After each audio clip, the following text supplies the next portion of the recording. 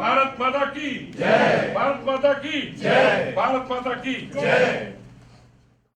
65वें गणतंत्र दिवस की पूर्व संध्या पर मैं भारत और विदेशों में बसे आप सभी को हार्दिक बधाई देता हूं। मैं हमारे शस्त्र सेनाओं, अर्धसैनिक बलों तथा आंतरिक सुरक्षा बलों के सदस्यों को अपनी विशेष बधाई देता हूं। On the eve of the 65th Republic Day, I extend warm greetings to all of you in India and abroad. I convey my special greetings to members of our armed forces, paramilitary forces, and internal security forces. The Republic Day commands the respect of every Indian. On this day, 64 years ago, in a remarkable display of idealism and courage, we, the people of India, gave to ourselves a sovereign, democratic republic to secure all its citizens justice, liberty, and equality. We undertook to promote among all citizens fraternity, the dignity of the individual, and the unity of the nation. These ideals became the lodestar of the modern Indian state. Democracy became our most precious guide towards peace and regeneration from the swamp of poverty created by centuries of colonial rule. From within the spacious provisions of our constitution, India has grown into a beautiful, vibrant, and sometimes noisy democracy. For us, the democracy is not a gift, but the fundamental right of every citizen. For those in power, democracy is a sacred trust. Those who violate this trust commit sacrilege against the nation. Some cynics may scoff at our commitment to democracy, but our democracy has never been betrayed by the people. Its fault lines, where they exist, are the handiwork of those who have made power a great gateway to greed. We do feel angry, and rightly so, when we see democratic institutions being weakened by complacency and incompetence. If we hear sometimes an anthem of despair from the street, it is because people feel that sacred trust is being violated. Fellow citizens, corruption is a cancer that erodes democracy and weakens the foundations of our state. If Indians are enraged, it is because they are witnessing corruption and waste of national resources. If governments do not remove these flaws, voters will remove governments. Equally dangerous is the rise of hypocrisy in public life. Elections do not give any person the license to flirt with illusions. Those who seek the trust of voters must promise only what is possible. Government is not a charity shop. Populist anarchy cannot be a substitute for governance. False promises lead to disillusionment, which gives birth to rage, and that rage has one legitimate target: those in power. This rage will abate only when governments deliver what they were elected to deliver: social and economic progress, not at a snail's pace, but with the speed of a racehorse. The aspirational young Indian will not forgive a betrayal of our future. Those in office must eliminate the trust deficit between them and the people. Those in politics should understand that every election comes with a warning sign: perform or perish. I am not a cynic because I know that democracy has this marvelous ability to self-correct. It is the physician that heals itself, and 2014 must become a year of healing after the fractured and contentious politics of the last few years. My fellow citizens, the last decade witnessed the emergence of India as one of the fastest growing economies in the world. The slowdown of our economy in the last 2 years can be some cause of concern, but none for despair. The green shoots of revival are already visible. The agricultural growth in the first half of this year has touched 3.6%, and rural economy is buoyant.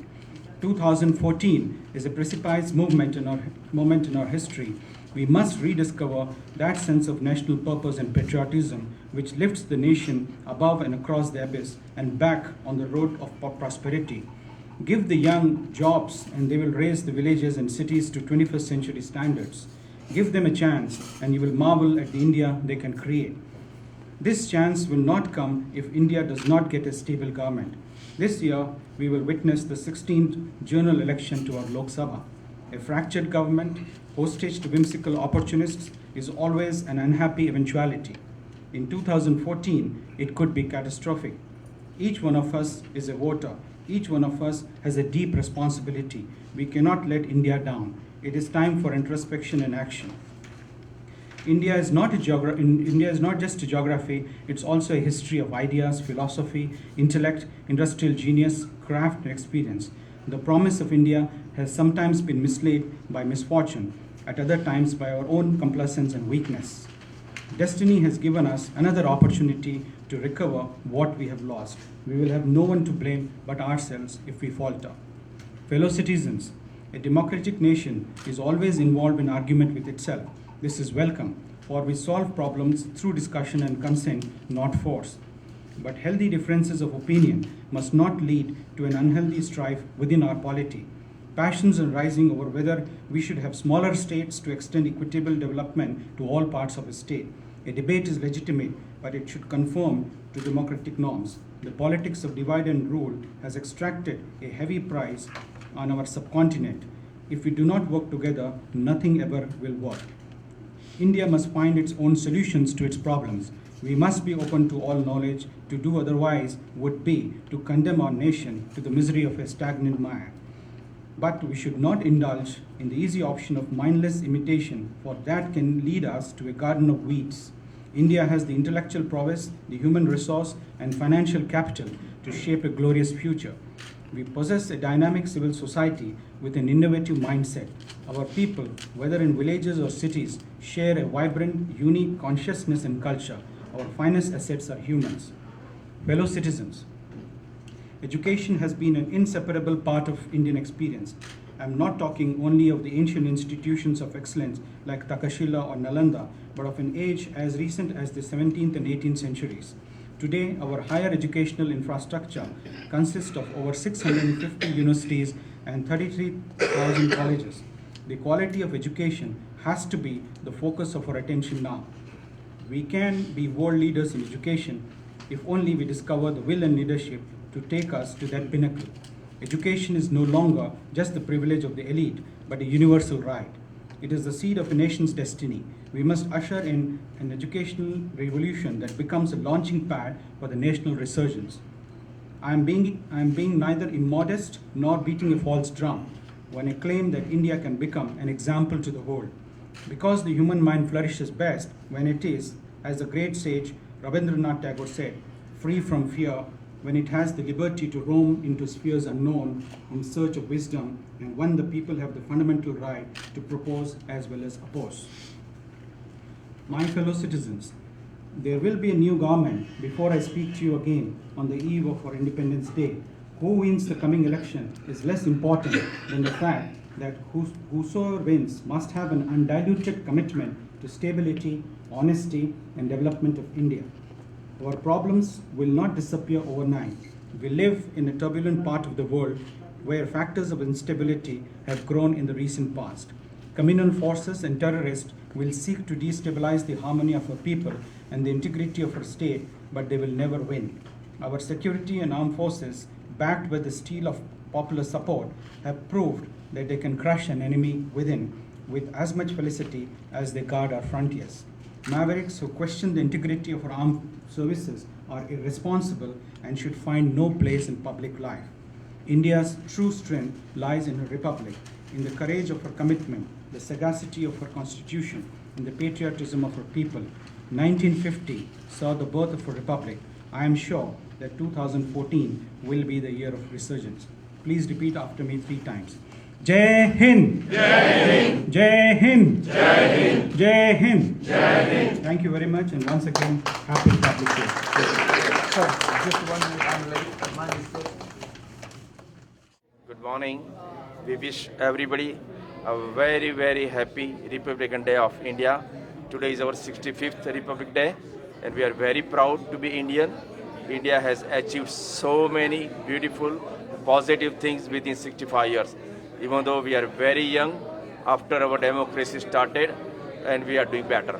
We hope, we pray, India will do the best in the future coming years. Happy Republic Day.